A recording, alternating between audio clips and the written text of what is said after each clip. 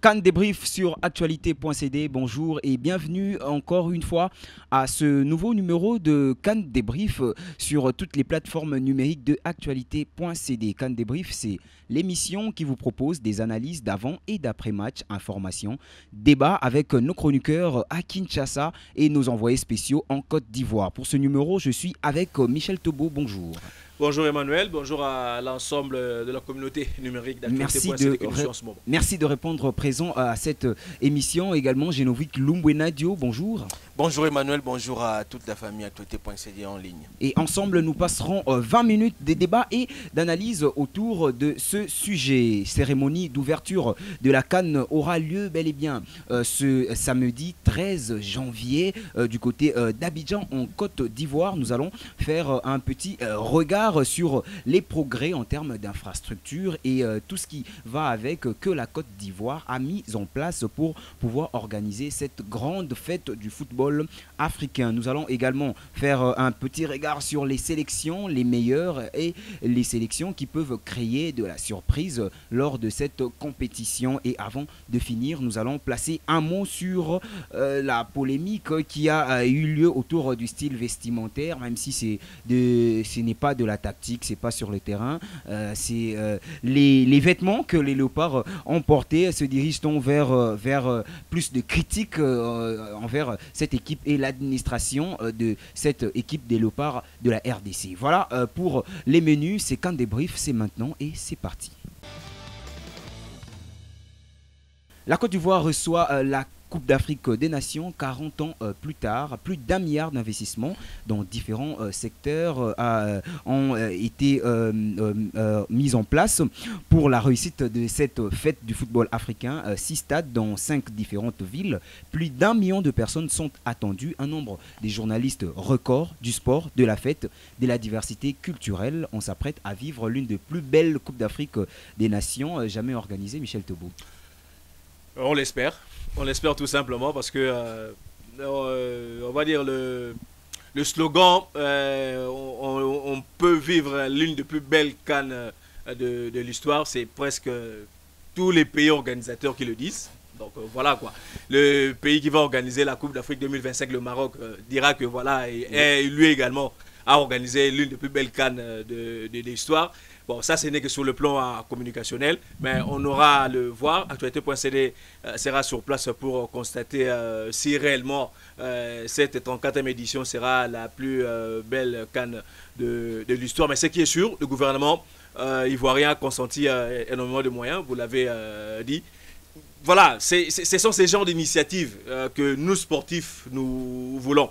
Voilà, je n'aimerais pas paraphraser tout ce qui se passe ici au pays, mais ce qui est sûr, le gouvernement ivoirien a mis énormément de moyens justement pour organiser cette Coupe d'Afrique. 10 ans, voilà, depuis que la Côte d'Ivoire avait eu justement l'organisation de cette Coupe d'Afrique par la Confédération africaine de football. Tous les stades sont nouveaux, on a construit 5 stades et rénové. Non, on a construit 4 stades, 4 nouveaux stades et rénové 2. Le stade Félix Houphouët-Boigny, le stade de Bouaké, qui ont maintenant, voilà, des stades avec, aux standards internationaux. Voilà, c'est le mot que je cherchais, aux standards internationaux. C'est une très bonne chose.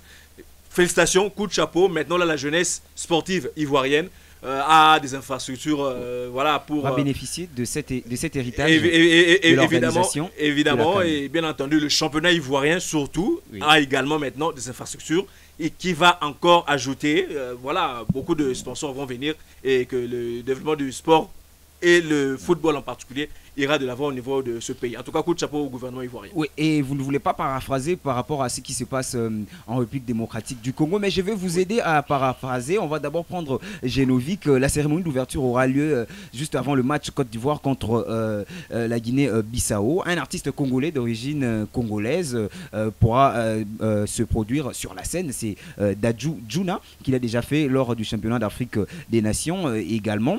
Ce que fait la Côte d'Ivoire, Génovic, devrait normalement inspirer les autres pays d'Afrique, notamment la RDC. Notamment la RDC, tu l'as très bien dit, actuellement la RDC est en train de connaître tant bien que mal son essor avec la construction des infrastructures. On l'a connu lors de 9e Jeux de la francophonie. La RDC a enregistré pas mal de nouveaux bâtisses et c'était pour le compte de ces jeux-là. Et aujourd'hui, la RDC peut se taper la poitrine. On compte pas mal de gymnases. Actuellement, il y en a 4 et il y a un autre arène qui sort de terre. Et moi, je me dis que si on se concentrait dans le sens où on devait organiser des compétitions à la trempe de la CAN, nous en aurons encore plus. Parce que la Coupe d'Afrique des Nations apporte non seulement des infrastructures, mais vend la plus belle image du pays sur la scène internationale. Parce qu'on sait très bien qu'il y a les tourismes aussi qui y misent.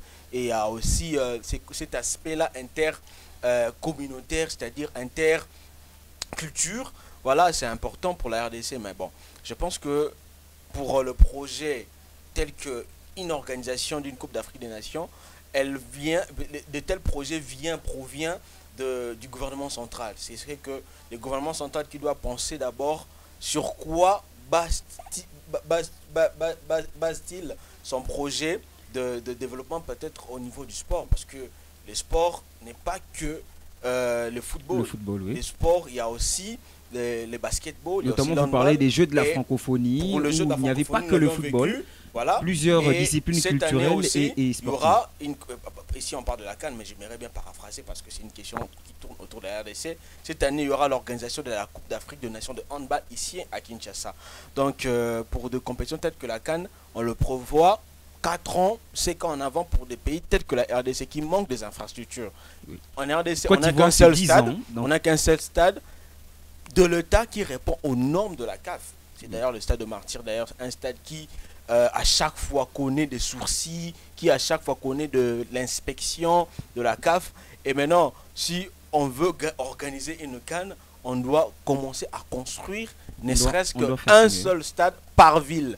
Comme par exemple le stade Frédéric Bassamaliba, qui date d'ailleurs, à peine elle venait de connaître des travaux de rénovation, mais jusqu'à présent la CAF ne l'a jamais avalisé.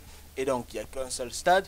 Et le gouvernement, si il s'orientait avec un projet de construction de stade, ne serait-ce que de 20 000 places, dans chaque ville, la RDC peut se taper la poitrine pour songer à une organisation d'un CHAN, par exemple, à la limite, pour ne pas parler de la CAN, parce que la CAN, il y a aussi ce côté-là, logement, il y a aussi ce côté-là, il y a le côté tourisme, il y a, voilà. Donc il y a tous les ministères, pas que le sport qui doit excepté la ville de Kinshasa. Je ne pense pas que dans des villes telles que l'Équateur, il y a 3 ou 4 hôtels 5 étoiles. Donc, pour héberger des délégations, pour héberger des équipes nationales, il faut en avoir plus, il faut avoir le terrain de proximité. Donc on va prendre l'avis de Michel Tobo qui a vécu pas mal de Coupe d'Afrique des Nations. Est-ce que la RDC, avec seulement, on va voir des infrastructures sur Kinshasa, notamment pendant les Jeux de la francophonie, c'est pas suffisant? Non, ça peut pas être suffisant, ça c'est clair. Voilà, tout commence par une vision en fait. Qu'est-ce que nous voulons ou qu'est-ce que ceux qui nous dirigent veulent que le sport apporte justement au pays. Donc c'est une grande question. Si ces derniers répondent à cette question, nous aurons peut-être beaucoup d'infrastructures dans ce pays. Mais au-delà de ça, je donnerai toujours l'exemple du Maroc parce que j'y étais, j'ai vu ce qui se passe. Oui. Voilà, il n'y a rien à dire. C'est un pays qui va organiser une Coupe du Monde dans les prochaines années parce que la FIFA va leur accorder l'organisation commune avec le Portugal et l'Espagne. Oui. Voilà, donc il n'y a rien à dire. Tout est là. Mais les stades qui sont là n'ont pas été construits il y a 5 ans. Non, tous ces stades qui sont là ont été construits depuis quelques années, qui ont été rénovés. Et voilà, donc le gouvernement marocain s'attendait déjà à organiser une Coupe du Monde, raison pour laquelle il s'est préparé il y a déjà. Donc avoir l'organisation d'une Coupe du Monde et d'ailleurs pour dans les prochaines années, il y aura pas trop de soucis. Donc tout commence par là. Bien sûr, on a eu quelques infrastructures au niveau des Jeux de la francophonie. Oui, nous saluons l'effort, mais ce n'est pas assez. Donc il faut avoir des infrastructures pareilles disons, autour du pays pour essayer d'organiser, ne fût-ce que le Chan, comme Genovic vient le dire. Ça serait une très bonne chose. Ouais, Genovic, vous voulez ajouter quelque Oui, chose? pour compléter, Michel, avec le Maroc, moi je pense que 30 c'est un secondes. modèle pour l'Afrique. Le projet est parti du roi Mohamed VI, lui-même qui a porté ses projets à bras le corps et il a construit des stades partout. Aujourd'hui, chaque club marocain a au moins un terrain où s'entraîner. Mais ici, quand tu viens à Kinshasa, tu vois les stades tels que compliqué, oui. les stades de Martyrs Des clubs être qui partagent.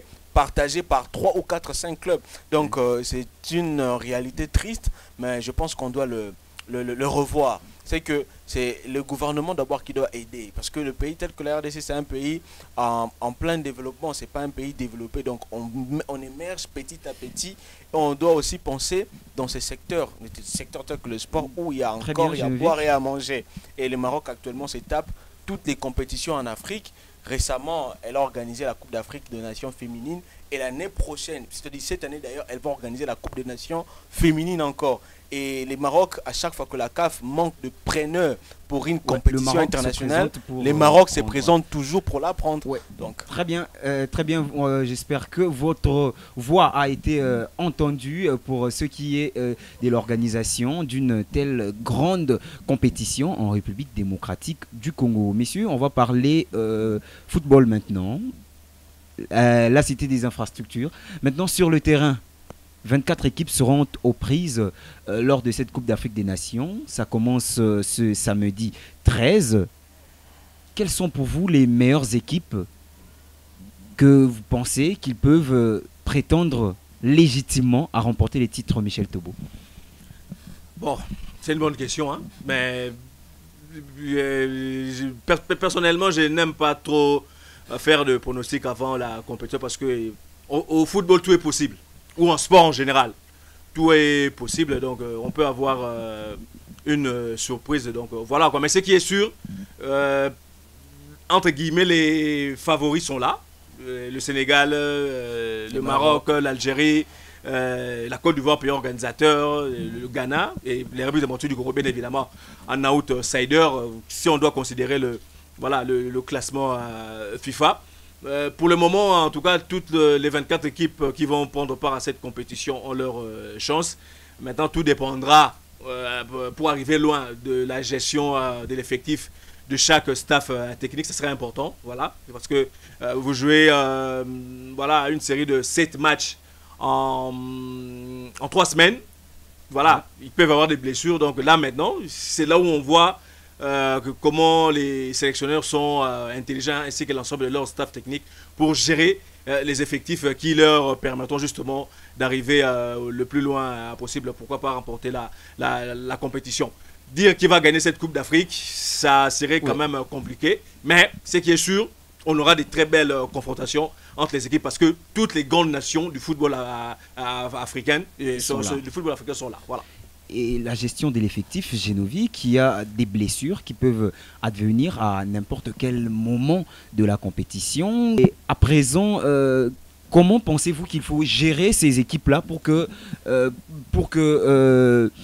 on ne se retrouve pas dans une situation où, malgré le nom des favoris, on n'arrive pas à remporter un seul match? La gestion de l'effectif revient totalement aux entraîneurs. C'est eux-mêmes qui savent comment gérer ça. Parce que c'est l'entraîneur qui donne l'entraînement, c'est l'entraîneur qui sait aligner quels joueurs ensemble avec le staff. Et surtout qu'un joueur n'est pas aligné sans consultant, sans que le préparateur physique, encore moins le chargé médical ne soit consulté. Parce que le cas Vincent Boubacar, oui, il est blessé parce que c'est un joueur comme tout autre qui peut se blesser. Mais actuellement, on doit voir déjà qui est aligné. Parce qu'il y a des joueurs qui viennent en club fatigués physiquement, par exemple, parce qu'ils ont beaucoup donné en club. Et c'est normal, surtout que la Coupe d'Afrique des Nations se joue intercalée entre le championnat européen, les championnats, la saison, donc c'est compliqué pour le joueur. D'ailleurs, lorsqu'ils viennent jouer la Coupe d'Afrique des Nations, c'est courageux de leur part parce que c'est risqué. Il y a des joueurs qui sortent avec des blessures, il y a des joueurs qui sortent avec des gènes. Et actuellement, Vincent Boubacar a connu une grave blessure qui lui a coûté la compétition.